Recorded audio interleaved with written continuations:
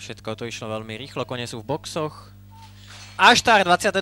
jarná Mila Adelirova na prvej kategórii na 1600 metrov bola odštartovaná. Je tam už Distant Rocket spolu s Hot Favoritom.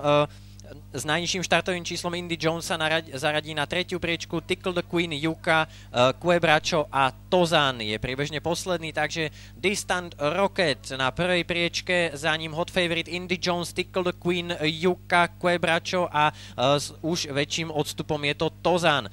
Kone máme na mete 1200 metrov pred cieľom, sú na protilhali stene a je to Distant Rocket pred Hot Favoritom. Ďalšie dve dĺžky stráca dvojica Tickle the Queen a Indy Jones. Yuka osamotene 5. 6. Quebracho a 7. už s veľkým odstupom je to Tozan.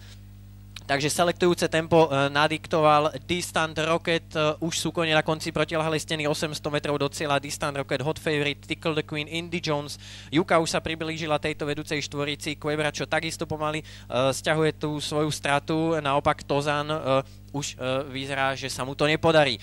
Zhruba 600 metrov do cieľa, stále je to Distant Rocket pod Tomášom Bitalom, ktorý fíruje, diktuje tempo od úvodu. Distant Rocket, Hot Favorite za ním zavesený ako kliešť. Tickle the Queen na tretej pozícii, Yuka už prechádza teraz cez neho a Indy Jones si zbieha k bariére, Distant Rocket ale stále prvý, Distant Rocket, Indy Jones na bariére, Hot Favorite, Yuka prichádza s finishom, ale stále je to Distant Rocket, Hot Favorite, ale Distant Rocket a Yuka prichádza, Distant Rocket, ale odolá, Distant Rocket, Yuka, tretí Indy Jones, štvrtý Hot Favorite.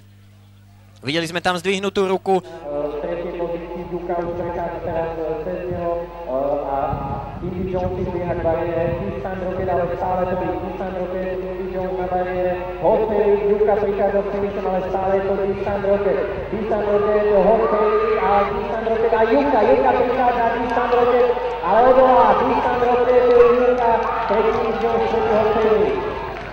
Videli sme tam zdvihnutú ruku.